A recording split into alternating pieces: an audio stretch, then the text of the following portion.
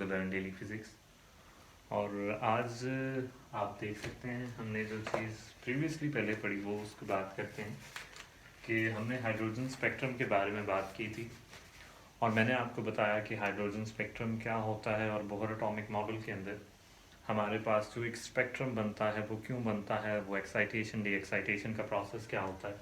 मैं in detail बात नहीं करूँगा उस पर क्योंकि मैं प्रीवियस लेक्चर के अंदर वो बात कर चुका हूँ। तो आज जिस बात को मैं पढ़ने जा रहा हूँ या बताने जा रहा हूँ या डिस्कस करने हम जा रहे हैं वो है हाइड्रोजन स्पेक्ट्रम सीरीज जो है हाइड्रोजन की, ठीक है, वो है स्पेक्ट्रम सीरीज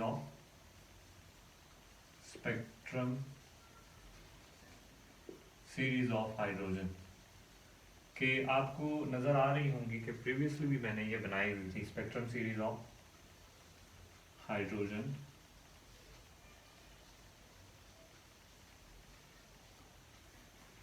तो आपको ये नज़र आ रही है कि ये स्पेक्ट्रम सीरीज हैं, ये लेमन सीरीज है, ये बाल्मर सीरीज, पैटर्सन Brackett and Pfund series. So in this series, that how these series are formed, these series are firstly formed by the electron transition। तो ट्रांजिशन मैंने आपको पीछे बताया था कि क्या होता है कि एक ऑर्बिट से दूसरे ऑर्बिट के अंदर जब इलेक्ट्रॉन जंप करता है तो उसको हम कहते हैं कि this is our electron transition. So now let's see that कि ये पहले लेमन सीरीज क्या होती है, इसकी रेंज हायर और लोअर रेंज क्या होती है, इसके अंदर ये P1, P2, P3, P4 का क्या मतलब है। सबसे पहले मैं आपको बताऊंगा कि मैंने लास्ट लेक्चर के अंदर रेडबर्ग कांस्टेंट को डिस्कस किया था and I have discussed Rydberg constant and the formula for that Rydberg constant was, I am going to write that formula here, that 1 over lambda is equals to r of x. This x is any for any arbitrary Rydberg, any arbitrary element, and this is 1 over p square minus 1 over n square. Okay, so this r of x is for any arbitrary constant, and you can say that this r of x is equals to r of h into c. You can also write this term here for Rydberg constant. So this r of h is the Rydberg constant for hydrogen, and for hydrogen we know that z equals to 1, and we are going to put that z equals to 1 here. But you can see that we are not going to put, we are saying that z equals to 1, and we are talking about the hydrogen spectrum. So this r of x will be simply r of h, okay, and the value for this r of h is 1 point, this r of h equals to 1.0967 multiplied 10 raised power 7 per meter. Okay, so this is the value for this r of h, and this is our Rydberg constant. So let's talk about our Lehman series first. So we have discussed that what this Rydberg constant, because every wavelength in this series is find out by this formula कि हर एक जो series है जो हम find out करते हैं वो हमें इस रेडबर्ग, ये जो रेडबर्ग वाला फार्मूला या जो ये वेवलेंथ वाला फार्मूला जो हमने प्रीवियसली क्वांटाइजेशन ऑफ एनर्जी से ड्राइव किया, यही फार्मूला है जो हमें ये सारी सीरीज देता है। तो बात करते हैं लेमन सीरीज की, let's talk that how this Lyman series. So Lyman series number 1 हमारे पास क्या है, लेमन सीरीज है। ओके, तो लेट्स टॉक दैट कि सबसे पहले ये लेमन सीरीज ऑब्जर्व कब हुई और किसने की, ठीक है। तो सबसे पहले जो ये लेमन सीरीज है 1906 के अंदर 1914 ये ड्यूरेशन था, इस ड्यूरेशन के अंदर ये फाइंड आउट की, किसने फाइंड आउट की, थियोडर लेमन ने। उस जो फिजिक्स था उसका नाम क्या था, उसका नाम था Theodore Lyman. Theodore Lyman. So इसकी अब मिनिमम आप अगर आप बात करें तो ये P क्या है, ये P आपको बताता है, P ये वाली, ये प्रिंसिपल क्वांटम नंबर है। मैंने प्रीवियसली भी बताया कि ये P हमारे पास क्या है, these are the principal quantum number. ये N भी प्रिंसिपल क्वांटम नंबर है और ये P भी प्रिंसिपल क्वांटम नंबर है। अब P को आप सिंपली N1 लिख सकते हैं, इसको N को जो है वो N2 से रिप्लेस कर सकते हैं आप, कोई प्रिंसिपल क्वांटम नंबर है और यहाँ पे N is greater than P। ये कंडीशन आपने जरूर बतानी है। तो अब ये तो होगी पहली केस। अब हमने बताना है कि for the Lyman series, for the every series here we are talking about this P is different, okay? So this is the P for the Lehman series। ये P के लिए सबसे जो कम लेवल है कि जहां पे आपकी आप कहें कि सारे एक जमीन है ना, for example you have this is the ground state, so this state here is for the Lyman series, okay? कि आपके पास समझें एक फ्लैट है, फॉर एग्जाम्पल मैं आपको एक एनालॉजी देता हूं कि हमारे पास एक क्या है, एक 10 मंजिला फ्लैट है। We have 10 stories and every story we have different families living, ठीक है? कि in each and every story there each apartment you can say different families are living. तो पहली जो फैमिली है वो कहाँ रह रही है, जो ग्राउंड फ्लोर पे है, वो है जी फैमिली लेमन की। दूसरी जो है वो बाल्मर की है, वो बाल्मर की फैमिली रह रही है, फिर पैस्टन की फैमिली रह रही है। तो ये एक मैं आपको एनालॉजी दे रहा हूं कि इसी तरह सो ऑन। अब आपके नीचे जो बाल्मर के लिए नीचे ग्राउंड है ना, वो कौन सा ग्राउंड है, वो 1 है।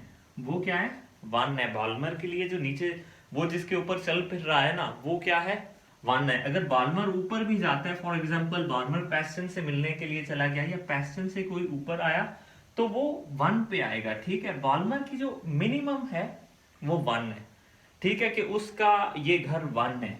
अब जो लेमन की, sorry I was talking about Balmer, it was Lyman. अब जो लेमन है उसकी 1 है। अब जो बाल्मर है, बाल्मर सेकंड स्टोरी पे रहता है, ठीक है? बाल्मर अगर ऊपर गया, ऊपर जितना ये बाल्मर के बच्चे जो है वो इलेक्ट्रॉन है, वो जितना ऊपर चले गए वहां से नीचे तो आ जाएंगे, लेकिन वो कहाँ आएंगे, 2 पे आएंगे। 2 से अगर 1 पे आ जाते हैं तो वो फिर उनका बाल्मर से रिश्ता खत्म हो गया, वो लेमन में आ गए, वो लेमन की फैमिली में आ गए। ऊपर जाएंगे, ऊपर की no limit. Why no limit? अच्छा, अब मैं बताता हूं एक और आपको मजेदार बात यहाँ पे कि फॉर एग्जाम्पल हम लेमन की बात करते हैं। लेमन अगर ऊपर जाता है ना, अब लेमन के लिए P क्या है, 1 है। P1 का मतलब क्या है कि लेमन के ये अपने घर की छत, ये जो अपने घर की नीचे फ्लोर है वो 1 है, ठीक है? और बाकी जितने भी हैं वो N है। इसके लिए क्या है, लेमन के लिए क्या है, वो N है। For example N equals to 2, N equals to 3, N equals to 4। तो अब ये क्या है कि ये उसके लिए फ्लोर है। अब इसमें से इनका बच्चा इलेक्ट्रॉन जो है वो उठ के ऊपर चला गया, 2 में चला गया। ये देखें आप, 2 में चला गया यहां से। अब ये P जो सा ये वो मैं आपको बताता हूँ, ये बाल्मर का P बाल्मर के लिए ग्राउंड फ्लोर, बाल्मर का फ्लोर है, जो बाल्मर के घर की नीचे फ्लोर है वो P इक्वल्स टू 2 बाल्मर के लिए है। ये जो लेमन के लिए ये N इक्वल्स टू 2 होगा, ठीक है? कि लेमन का जो सा वो इलेक्ट्रॉन है वो यहां से ट्रांजिशन करके यहां पे आया, ठीक है? और यहां से जब वो यहां पे आएगा फॉर N, यहां पे N की वैल्यू आप क्या पुट करेंगे, 2 पुट कर देंगे। और यहां पे आप क्या करेंगे, P की वैल्यू 1 पुट कर देंगे। और आपके पास RH की वैल्यू ये पुट करेंगे, तो आपके पास वेवलेंथ की एक वैल्यू आ जाएगी। वो वेवलेंथ की जो आपके पास वैल्यू आएगी वो लैम्डा मैक्सिमम होगा।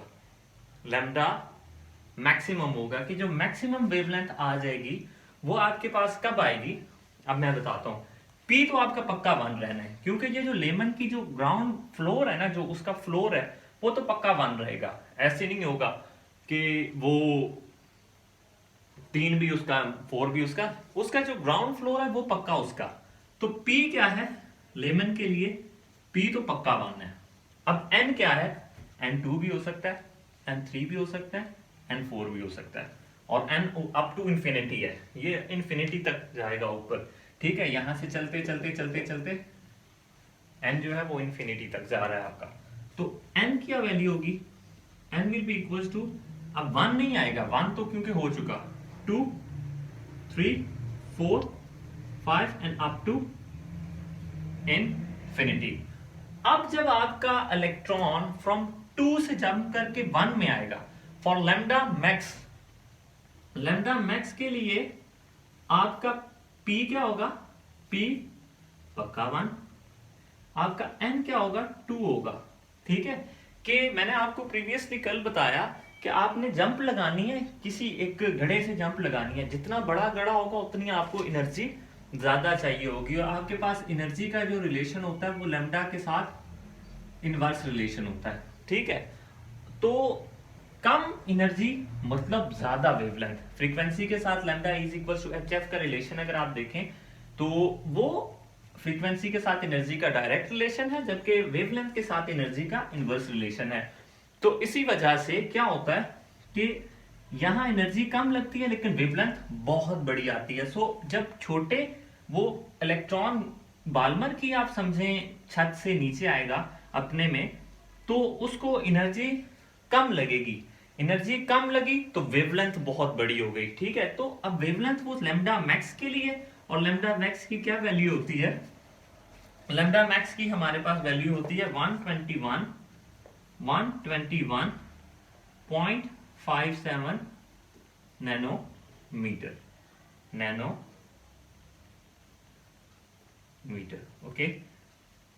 सो ये हमारे पास लैम्डा मैक्सिमम की वैल्यू आ गई, ठीक है। और फिर आप अगर आप लैम्डा मिनिमम इसी तरह फाइंड करते हैं, लैम्डा मिनिमम के लिए अब क्या होगा, अब लैम्डा मिनिमम के लिए आपको चाहिए कि एनर्जी बहुत ज्यादा, अब वो ये है कि आप सबसे ऊपर चले गए, सबसे ऊपर आपकी n की लिमिट क्या है, n की लिमिट है इन्फिनिटी, n की लिमिट ये है इन्फिनिटी। अब आपको जो सा p तो आपका 1 नहीं है, n आपने क्या पुट करना, इन्फिनिटी। जब आप ये फॉर्मूले के अंदर यहाँ पे इन्फिनिटी पुट कर देंगे ये हो जाएगा 0, ये p1 और यहाँ पे RH की वैल्यू और फिर उसका इनवर्स लेंगे तो आपके पास वैल्यू जो लैम्डा मिनिमम की आएगी वो क्या आ जाएगी, 91.755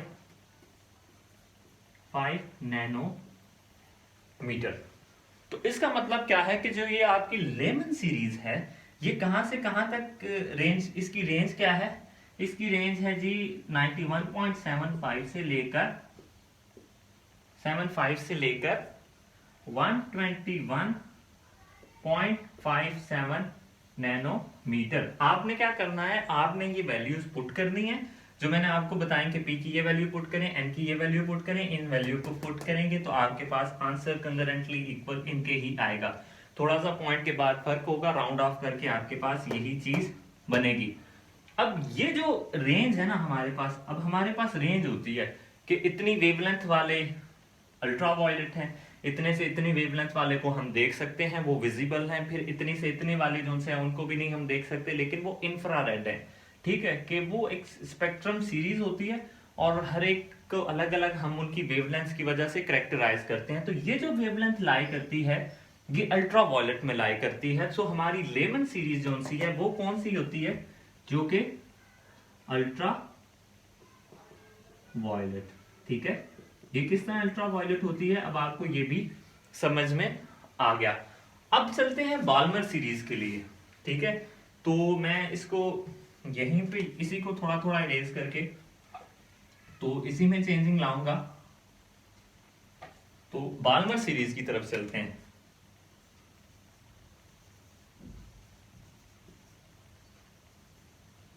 तो बाल्मर सीरीज जो सी है वो हमें कब मिली और किसने दी,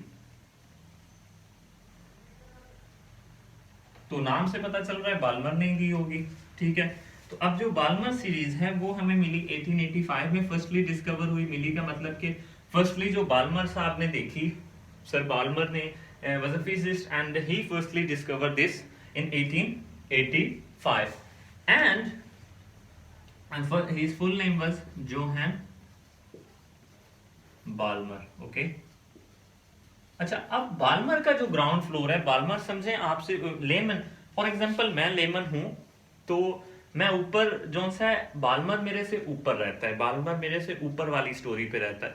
अब बाल्मर मेरे से ऊपर वाली स्टोरी पे रहता है, तो बाल्मर के लिए जो बाल्मर का फ्लोर होगा, जिसपे बाल्मर ने अपना फर्नीचर या अपनी हर चीज रखी होगी, वो क्या होगा, वो बाल्मर के लिए P2 होगा। अगर मैं लेमन हूं, मैं नीचे से देखूंगा, मेरे लिए वो N होगा, ठीक है, क्योंकि मेरा जो नीचे जिसको मैं देख के फ्लोर या जिसपे मैं खड़ा होता हूँ, वो मेरे लिए P है, जिसपे बाल्मर खड़ा होगा वो उसके लिए P है, उसका 2 है और मेरा 1 है। मेरे लिए वो N इक्वल्स टू 2 है, लेकिन वो बाल्मर के लिए P इक्वल्स टू 2 है। ठीक है, ये बात आपको समझ में आ गई, तो सब कुछ समझ में आ गया। अब ये डिफरेंट ट्रांजिशन से डिफरेंट एनर्जीज की वेवलेंथ या डिफरेंट आप कहें वेवलेंथ्स की वेवलेंथ्स की इलेक्ट्रोमैग्नेटिक वेव्स या स्पेक्ट्रम्स निकलते हैं, ठीक है। तो अब बाल्मर के लिए क्या होता है, बाल्मर नीचे नहीं आ सकता। अगर नीचे आ गया बाल्मर से, वो लेमन में आ जाएगा, ठीक है। वो ऊपर जा सकते हैं, ऊपर से नीचे आएंगे, जैसे नीचे आ जाएंगे तो वो दूसरे वाले के अंदर आ जाएंगे, ठीक है। फॉर एग्जाम्पल बाल्मर नीचे आ गया, वो लेमन की सीरीज में एंटर हो गया, ठीक है। तो बाल्मर अब यहां तक आएगा, बाल्मर की कोई भी सीरीज यहां से नीचे नहीं आ सकती। तो बाल्मर क्या है, बाल्मर फॉर एग्जाम्पल ये वाला था, बाल्मर P इक्वल टू 3 से लेमडा मैक्सिमम के लिए बाल्मर को जो सबसे कम एनर्जी चाहिए और सबसे बड़ी वेवलेंथ लेगा, उसके लिए उसको छोटी छलांग लगानी है।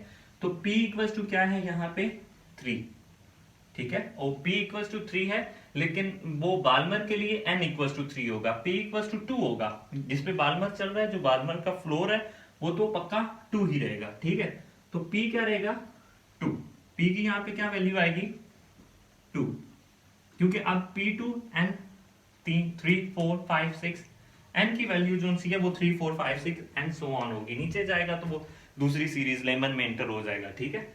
अब N इक्वल टू 3 हो जाएगा कि जब P ने लैम्डा मैक्सिमम के लिए N क्या हो जाएगा 3, और इसके लिए यहाँ पे 2, और ये N इंफिनिटी रहेगा, ठीक है। मिनिमम के लिए हमेशा N जो है वो इंफिनिटी ही रहेगा। तो अब इस तरह आपने क्या करना है कि यहां से सिमिलरली इन दैट केस आपने P इक्वल्स टू 2 पुट किया, तो आपके पास एक वैल्यूज जो सी हैं, अब वैल्यूज के अंदर चेंज आ जाएगा। जब आप यहाँ पे इस फॉर्मूले के अंदर वैल्यूज पुट करेंगे, तो इन वैल्यूज को पुट करने के बाद आपके पास जो रिजल्ट आएगा वो डिफरेंट आएगा। वो रिजल्ट आपने पुट करके फाइंड करना है, तो वो आएगा आपके पास जो लैम्डा मैक्सिमम की वैल्यू आएगी, वो आएगी 656.3 नैनोमीटर इन एयर। ये एयर के अंदर था। लेमन सीरीज हमने वैक्यूम के अंदर फाइंड की, लेमन सीरीज की जो मैंने वैल्यूज लिखी थी वो वैक्यूम के अंदर थी। और लैम्डा मिनिमम जो आपके पास आएगा वो आएगा 364.6 नैनोमीटर। सो अब आपके पास रेंज क्या आ गई, लैम्डा मैक्स से लैम्डा मिनिमम, आपके पास उसकी क्या रेंज आई, वो रेंज आई आपके पास 656, या पहले आप चले बता दें, जो पहले लिख लें आप, मैंने पहले बता दिया कि नैनोमीटर से लेकर 364.6 नैनोमीटर तक। और ये रेंज जो हमारी है ये विजिबल रेंज के लिए है। This is visible series, Balmer series is visible series. और जो हमारे स्टार्स का सन स्पेक्ट्रम है वो बाल्मर, क्योंकि सन को हम देख सकते हैं, सन का स्पेक्ट्रम आता है, वो बाल्मर सीरीज है। उसके अंदर भाई जो आपके पास स्टार्स से आप स्टार्स देखते हैं, स्टार्स से लाइट्स आती हैं, तो वो भी बाल्मर सीरीज के जितने भी हमारे पास स्पेक्ट्रम्स हैं वो विजिबल रेंज के अंदर लाई करते हैं। हमारे पास क्या है, विजिबल रेंज है। विजिबल रेंज मेरे ख्याल 700 से 300 तक जो सी है वो विजिबल रेंज होती है, और ये जो है हमारे पास वो विजिबल रेंज के अंदर लाए कर रहे हैं।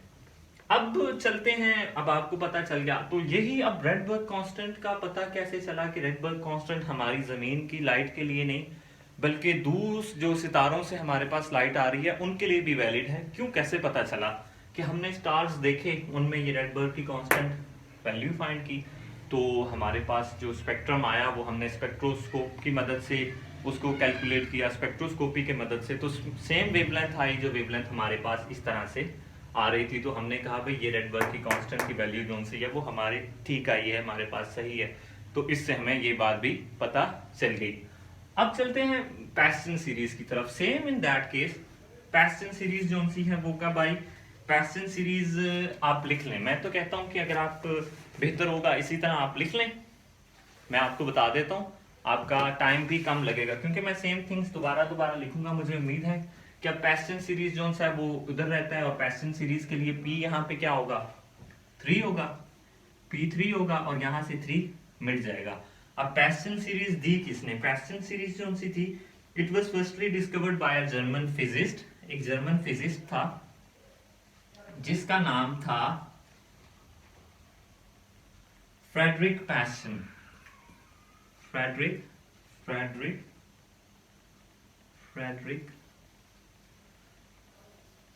पैस्टन, okay, his name was Friedrich Paschen. और इसका अब ये जो ये ऊपर विजिबल है ये सारी इंफ्रारेड में, ये भी इंफ्रारेड, ये भी इंफ्रारेड, ये भी infrared.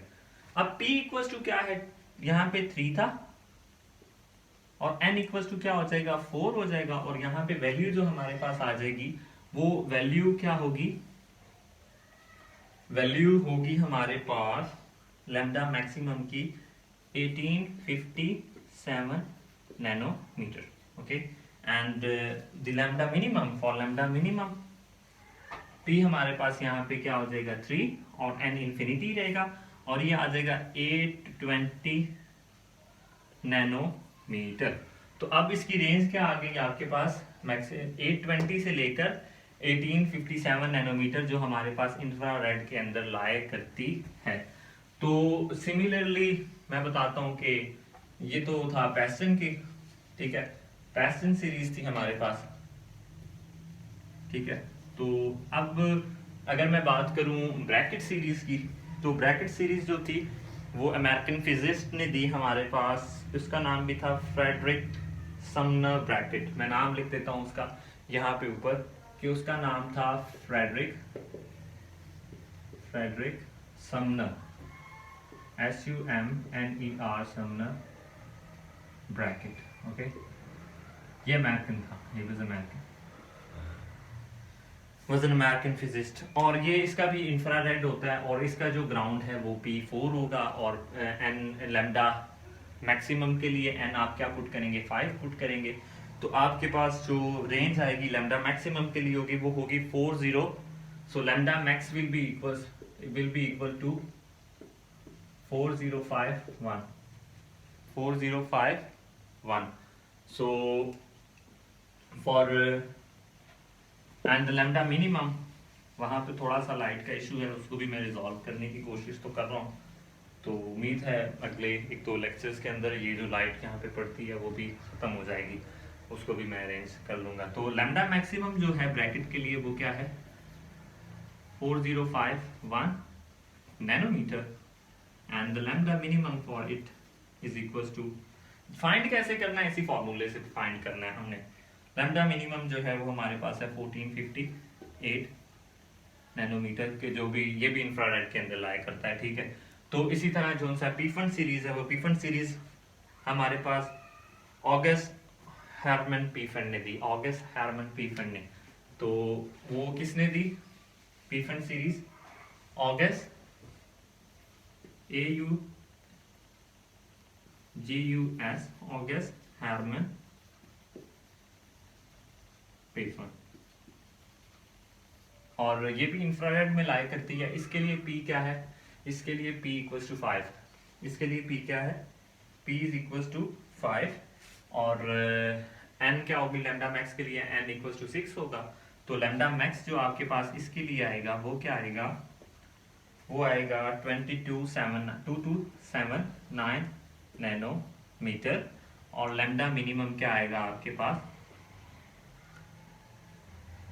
7460 was here, 7460 and 2279. Okay, so this is the minimum value and this is the maximum value. So these range from here, the range of P-fund series is 2275 up to 7460. So I hope you understand every series now, and now you find out how these series are. These are simply transition. कि जब आपके पास speed 2 से 1 में आएगा तो क्या होगा, शोर के लिए माजरत, लेकिन जब 2 से 1 के अंदर आएगा तो एक वेवलेंथ होगी, उसकी स्पेक्ट्रम की वेवलेंथ कुछ और होगी। जब 3 से आएगा उसकी स्पेक्ट्रम की वेवलेंथ कुछ और होगी। तो हमने ये रेंज फाइंड करने का क्या था कि हमने बता दिया कि बहुत जब ऊपर से आए, सबसे कम से क्या रेंज होगी। कि फॉर एग्जांपल मैं कहता हूँ कि मैं कुछ से कमाना चाहता हूँ, तो मैं मैक्सिमम कितना, मैं मैक्सिमम 1 लाख तक कमा रहा हूँ, और मिनिमम मुझे कितना कमाना चाहिए, तो मुझे 50,000, ठीक है। तो एक मिनिमम रेंज मेरी क्या है, 50,000, और मैक्सिमम 1 लाख। तो इसके दरमियान कुछ भी आपकी स्पेक्ट्रम की वेवलेंथ या आपकी इनकम हो सकती है। तो ये आपकी रेंजेस फाइंड कर लेते हैं कि डिफरेंट रेंजेस के साथ आपके अगर विजिबल की बात करते हैं तो हर कलर की डिफरेंट वेवलेंथ होती है। तो बाल्मर सीरीज के अंदर हमें डिफरेंट कलर की वेवलेंथ मिलती हैं, देखने को मिलती हैं।